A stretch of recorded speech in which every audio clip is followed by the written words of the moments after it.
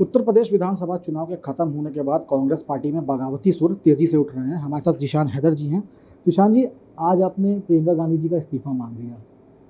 बार बार आप JNU gang का जिक्र कर रहे हैं, क्या है पूरा मामला, जरा एक बार खुल के बताइए।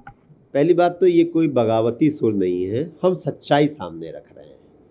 हम कांग्रेस पार्टी के सदस्य हैं। मेरे दादाजी स्वतंत्रता संग्राम सेनानी थे। मेरे पिताजी को 54 साल पहले कांग्रेस पार्टी ज्वाइन कराई थी इंदिरा गांधी जी ने। 20 साल से मैं सक्रिय राजनीति में हूँ कांग्रेस पार्टी की। और कांग्रेस पार्टी की ऐसी दुर्दशा होगी तो किसी ना किसी को तो बोलना ही पड़ेगा। तो मुझे लगता है कि मुझे लगा कि मुझे ये this is the high time, मुझे बोलना चाहिए, क्योंकि देश का हर कांग्रेसी कहीं ना कहीं अपने को ठगा महसूस कर रहा है। तो इसलिए मैंने आज प्रियंका गांधी जी का इस्तीफा मांगा है। क्योंकि आप देखिए, 9 तारीख को मैंने इस्तीफा दिया था उत्तर प्रदेश की अपनी सारी जो भी मेरे पास पद थे उनसे, और आज 22 तारीख हो गई। कांग्रेस पार्टी की तरफ से एक भी किसी ने मुझसे अप्रोच तक नहीं किया, मुझसे एक्सप्लेनेशन तक नहीं मांगा।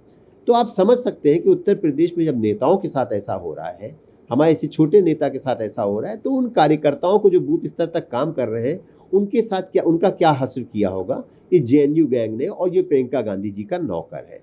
तो मैंने इसीलिए आज प्रियंका गांधी जी का इस्तीफा मांगा कि उत्तर प्रदेश में अगर कांग्रेस को पुनः जीवित करना है तो कहीं ना कहीं प्रियंका गांधी जी अपने नौकर को हटाने को नहीं तैयार है। उन्होंने समीक्षा बैठक में साफ साफ कह दिया है।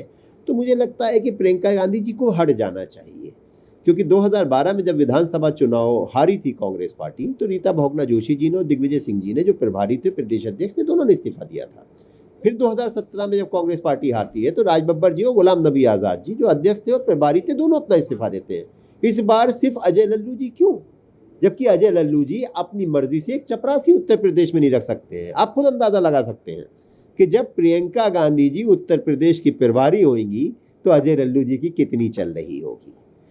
तो फिर मैंने यही कहा है कि भाई, अजय लल्लू जी का इस्तीफा लिया है। एक परंपरा चली आ रही है कि जब हम हारते हैं तो प्रदेश अध्यक्ष और प्रदेश प्रभारी का इस्तीफा होता है। तो प्रियंका गांधी जी का भी मैंने यही सोनिया गांधी जी को खत लिख के कहा है कि प्रियंका गांधी जी को भी उत्तर प्रदेश कांग्रेस के प्रभारी पद से हटा दिया जाए और उनको कोई और पदभार दे दिया जाए। क्योंकि उत्तर प्रदेश में जिस तरह शर्मनाक हार हुई है, 399 में से 387 सीटों पे हमारी जमानत जब्त हुई है, मुझे लगता है कि प्रियंका जी को खुद से इस्तीफा दे देना चाहिए था। अच्छा, आपने बताया कि करारी हार हुई है, देखा भी हम लोगों ने। कई अभियानों में आप कांग्रेस के एकदम सक्रिय रहे, चाहे वो लड़कियों लड़ सकती हो, चाहे वो मैराथन हो, चाहे वो परिश्रम ही पराक्रम हो, इन तमाम अभियानों से आप जुड़े रहे। क्या लगता है सर, कमी कहाँ पे रह गई जिशान जी? देखिए, कमी हमें लगता है सिर्फ और सिर्फ जिस तरह से सोच थी, वो सबसे बड़ी कमी थी। लड़कियों लड़ सकती हूँ, बड़ा अच्छा इनिशिएटिव था, लेकिन आप ये बताइए 40% अगर लड़कियों को आपको टिकट देना है तो जो जेएनयू गैंग है, वो जो नौकर है प्रियंका जी का, वो बाहर वालों को टिकट दे रहा है, बाहर से बुला के लोगों को टिकट दे रहा है। ये भी नहीं कि कांग्रेस पार्टी के कार्यकर्ताओं को टिकट दिया गया हो, ये भी नहीं कि कांग्रेस के नेताओं को टिकट दिया गया हो।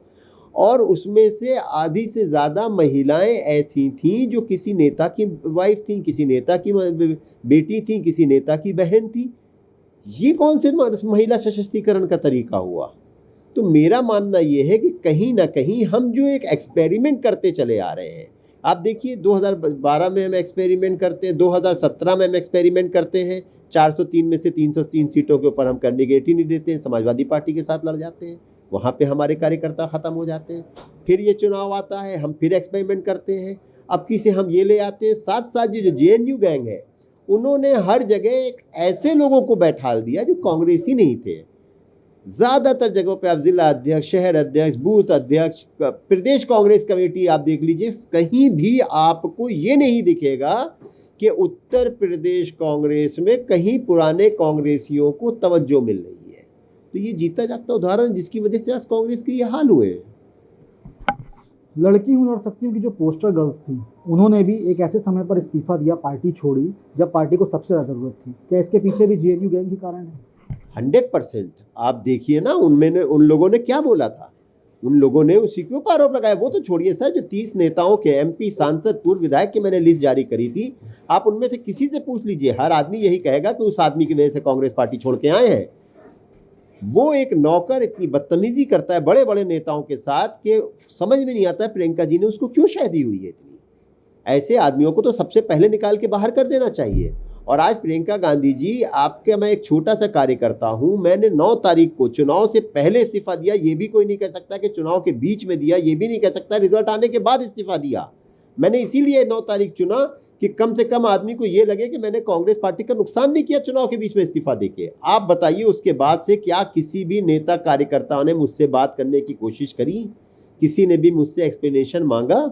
नहीं मांगा। तो ये अपने आप में दिखाता है कि कांग्रेस में इस वक्त वन वे ट्रैफिक है, और जब वन वे ट्रैफिक कहीं पे भी होता है तो माफ़ करिएगा, उसका पतन जिस तरह से कांग्रेस का हो रहा है, ये पतन की तरफ जा रही है और इसको सुधारना बहुत ज़्यादा ज़रूरी है।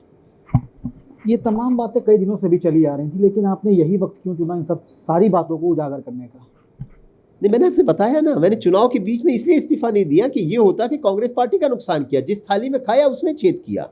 मैंने इलेक्शन के बाद इसलिए इस्तीफा नहीं दिया, लोग ये ना कहें कि हारने के बाद इस्तीफा दे दिया, भगौड़ा है भाग गया। मैंने इलेक्शन के रिजल्ट आने से पहले और कैंपेनिंग के बाद इस्तीफा दिया। मुझे पता था यही होने जा रहा है। जो भी कांग्रेस का नेता जरा सा भी जमीन पे काम करता है, उसको दिख गया था कि क्या हालात होने जा रहे हैं, क्योंकि प्रियंका जी को तो बड़े बड़े सपने दिखा के इन लोगों ने रखे हुए थे, और कहीं ना कहीं सिर्फ और सिर्फ पैसे का बंदरबाद, कहीं ना कहीं अपने लोगों को आगे बढ़ाने का बंदरबाद, और उसी का जीता जागता उदाहरण है कि आज हमारे कांग्रेस पार्टी का वोट परसेंटेज 2.2 बचा है। 399 में से 387 सीटों पर जमानत जब्त हो रही है। प्रियंका गांधी जी जो हमारी सबसे बड़ी स्टार कैंपेनर थी, जिसका पूरा देश इंतजार कर रहा था, आज वो उत्तर प्रदेश में इतनी बुरी तरह उनकी पार्टी हारी है, जहाँ की वो खुद फिरवारी है। तो ये अपने आप में दिखाता है कि कांग्रेस पार्टी को किस तरह से, देखिए मैं फिर यही कहता हूँ, ये जो जेएनयू गैंग है, जो नौकर और एंड पार्टी है, इन्होंने जिस तरह से मट्ठा डालने का कार्य किया है उत्तर प्रदेश कांग्रेस का, ये बहुत बहुत ज़रूरी है कि इनको फ़ौरन निकाला जाए। नहीं तो ये जो जितने जो हैं आपके ये कम्युनिस्ट लोग हैं, इन्होंने तो पता नहीं कितने देश ख़त्म कर दिए। ये तो कांग्रेस पार्टी है। जिशान जी, बार बार जेएनयू गैंग का जिक्र आप कर रहे हैं। अगर जेएनयू गैंग के बारे में मैं खुलकर आपसे जानना चाहूँ तो क्या कुछ बताना चाहेंगे? नहीं, ये जेएनयू का एक पढ़ा हुआ लड़का है, और प्रियंका जी का पीएस बताता है अपने को, सबको अपना विजिटिंग कार्ड देता फिरता है। इसने प्रियंका जी के आसपास एक पूरा कॉकस बना दिया है। जितनी की पोस्टें हैं सब जगह पे अपने लोगों को लाके जेएनयू से लाके बैठाल दिया है कि प्रियंका जी से कोई अपनी बात भी नहीं कर सकता है। प्रियंका जी से अगर कोई बैठा होगा, हम भी 2-3-4 बार मिले प्रियंका जी से, लेकिन हमेशा से उनका एक आदमी बीच में बैठा रहा, क्यों कोई अपनी दिल की बात भी नहीं कर सकता है, क्योंकि अगर कोई उनसे दिल की बात करेगा तो वही आदमी उन्हीं की टीम का एक बैठा हुआ है, कोई भी उनसे मिलेगा तो उन्हीं के थ्रू मिलेगा। तो ये जिस तरह से इन लोगों ने कॉकस बना के प्रियंका जी को घेरा हुआ है, और जिस तरह से प्रियंका जी को गुमराह कर रहे हैं, उसी का जीता जागता उदाहरण उत्तर प्रदेश के जो विधानसभा चुनाव है वो है। जिशान जी, आपने पद छोड़ा, उसके बाद आपको 6 वर्षों के लिए निष्कासित किया गया। आज आपने प्रियंका गांधी के इस्तीफे की मांग की है। अब आने वाला चुनाव भी है, 2024 का लोकसभा चुनाव है, उससे पहले जो है नगर निकाय के चुनाव है, एमएलसी चुनाव है।